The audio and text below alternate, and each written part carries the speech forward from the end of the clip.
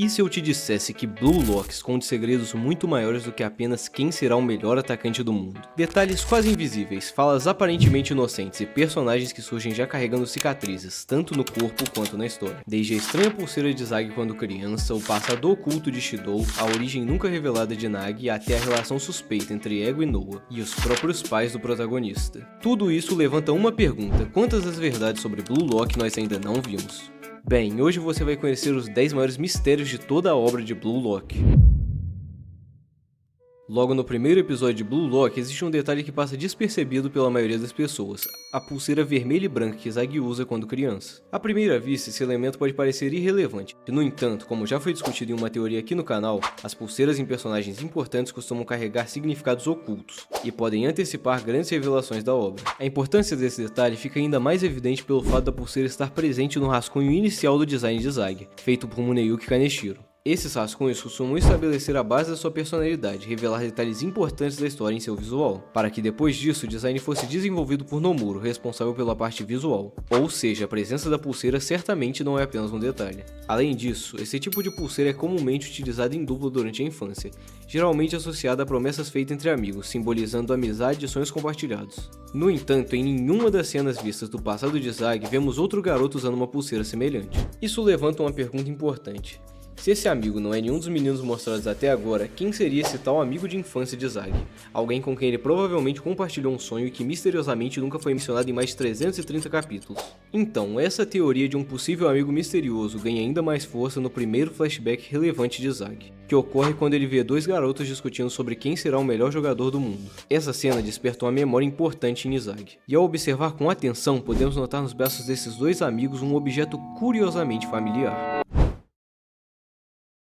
Algo que muitas pessoas não costumam pensar é sobre como Shidou Ryusei entrou no Blue Lock. Isso porque, segundo o databook oficial, ele nunca havia jogado num time de futebol antes de entrar no projeto. E mesmo assim, ele possuía talento suficiente para ser convocado entre os 300 selecionados. Mas a grande questão é: como o An e o Ego poderiam ter encontrado Shidou para convocá-lo, sendo que ele nunca havia jogado futebol antes do projeto? Bem, existe uma teoria que diz que Shidou foi encontrado na praia por An enquanto jogava futevôlei. O que pode parecer meio sem sentido a princípio, porém acaba ganhando bastante força quando nos lembramos da capa do capítulo 39, onde vemos An usando um biquíni de praia, o que poderia sim ser apenas um fanservice do autor para os fãs. Mas, quando juntamos isso com seu estilo de jogo acrobático, que é bem característico do futevôlei, com a sua pele bronzeada que ele faz questão de se gabar de ser natural durante uma discussão com Bátira, e também com seu cabelo loiro oxigenado, uma aparência típica de surfista, um tipo de pessoa que sempre está na praia. Com tudo isso em mente, essa teoria fica bem mais crível. Além disso, falando sobre seu passado, existe uma teoria que diz que ele foi criado em um orfanato por ter sido abandonado por seus pais. Isso explicaria a origem da sua personalidade violenta e explosiva, porém isso é história para outro vídeo.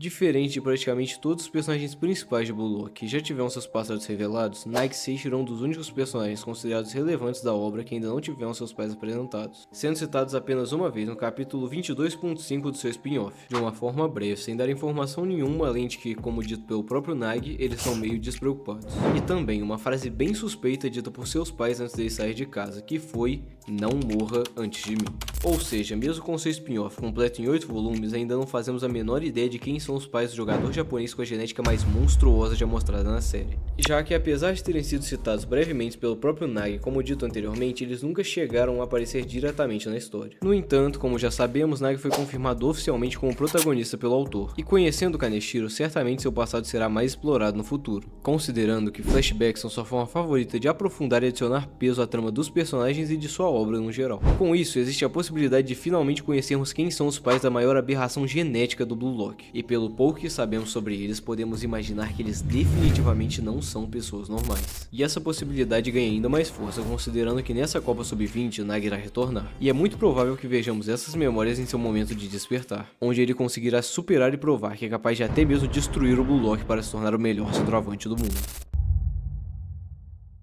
Bom, essa daqui vocês já devem conhecer um pouco sobre, já que o vídeo mais assistido do canal é justamente sobre essa teoria. Mas recentemente foram apresentadas mais informações no mangá sobre o que aconteceu com Sai na Europa. Estou falando, é claro, da introdução do personagem Bunny Iglesias na obra. Jogador esse que atua como atacante titular, o camisa 19 do Barcelona, tendo entrado recentemente após sua performance incrível no time sub-20 do Barça. Não sabemos o motivo de Bunny ter recusado jogar a Liga Neo-Egoísta, ou se ao menos ele realmente estava no sub-20 do Barça nessa época. Mas ficou claro no final do capítulo 300 307 que Sai e Bunny possuem alguma relação, que com toda certeza será aprofundada durante a partida do Japão contra a Espanha na Copa Sub-20. Jogo esse que foi muito provavelmente o motivo do Sai aceitar jogar nessa Copa.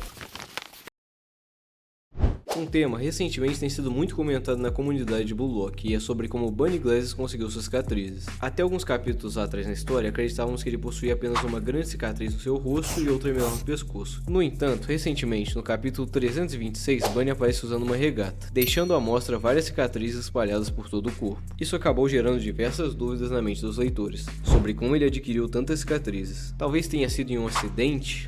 Em uma briga?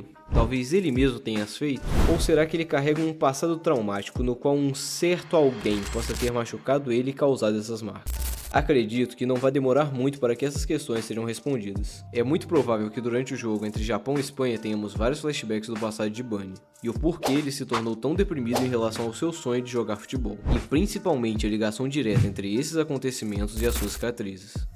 Antes de continuar o vídeo, só um aviso rápido para você não se confundir. A partir de agora, quem vai assumir a narração é a outra voz do Storm Animes. Como a gente não aparece em câmera e nossas vozes são um pouco parecidas, eu acho importante deixar isso claro para você perceber e não estranhar a mudança no meio do vídeo. E depois de esclarecer isso, nós podemos seguir com a contagem dos mistérios. Ou você morre herói, ou vive o bastante para ver você mesmo virar herói. O que aconteceu com Kunigami no Wild Card? Essa é uma pergunta que uma hora ou outra deve ser respondida por Kaneshiro, e muito provavelmente vai ser mostrado em detalhes o que aconteceu com ele durante a seleção do Wild Card em um flashback. Como dito pelo próprio Ego, essa foi uma experiência feita para criar uma cópia perfeita do melhor atacante do mundo, Noel Noah, um ambidestro nato com talento e frieza robótica em campo, alguém capaz de colocar seu sonho e seus ideais acima de todos os outros, a representação mais pura do egoísmo, algo que o antigo Kunigami nunca seria capaz de se tornar. Porém, essa experiência conseguiu mudar completamente a personalidade do nosso herói, quebrando sua mente e seu ego, apenas para se tornar um receptáculo perfeito dos ideais de Noah, chegando ao ponto de até mesmo seu cabelo começar a se tornar branco, devido a tudo que teve que passar durante os dias de treinamento e desafios durante o Wildcard, deixando assim ele cada vez mais parecido com Noah. E uma coisa que poucas pessoas sabem sobre o Kunigami é que desde o começo do projeto Blue Lock, ele nunca saiu sequer uma vez da área de instalações do projeto. E nós podemos ver isso nas cenas de treinamento. Durante o período de férias da Liga Neo-Egoísta, é possível reconhecer as montanhas que ficam localizadas na sede do Blue Lock. Outra coisa importante que vale lembrar é que muito provavelmente o Kunigami teve de alguma forma que eliminar diretamente cada um de seus antigos companheiros do time Z, que optaram por tentar a repescagem do Wildcard para manter vivo seu sonho, fazendo com que nesse processo de se tornar o único sobrevivente dentre todos eles, esse mesmo sonho de se tornar o herói do Japão se distorcesse ao ponto de ele não se importar com mais ninguém exceto a si próprio, e o seu novo ego que foi construído à base de sonhos destruídos e muito sofrimento, tanto dele quanto de seus antigos companheiros de time.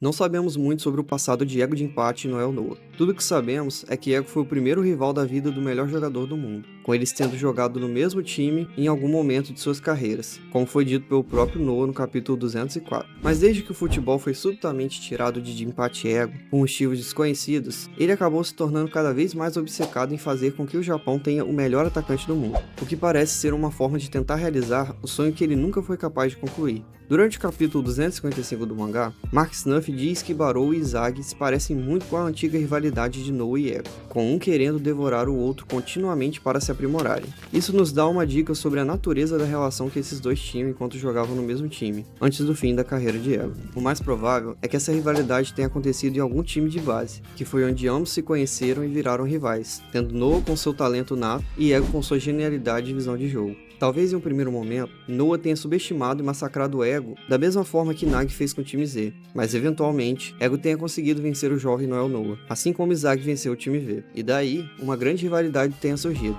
que ao longo do tempo, de alguma forma desconhecida, tenha culminado no fim da carreira de Ego de Empate. Sabemos que eles atualmente não se dão muito bem. Apesar de Ego ter o convidado para participar do projeto Blue Lock com o capitão do Basset Mutin, ao mesmo tempo Noah parece ter um fascínio por Izagi, por representar tudo que o Ego já foi um dia, e quem sabe ser capaz de superá-lo, e dar ao melhor do mundo uma batalha que o criador do Blue Lock nunca foi capaz de proporcionar ao melhor atacante.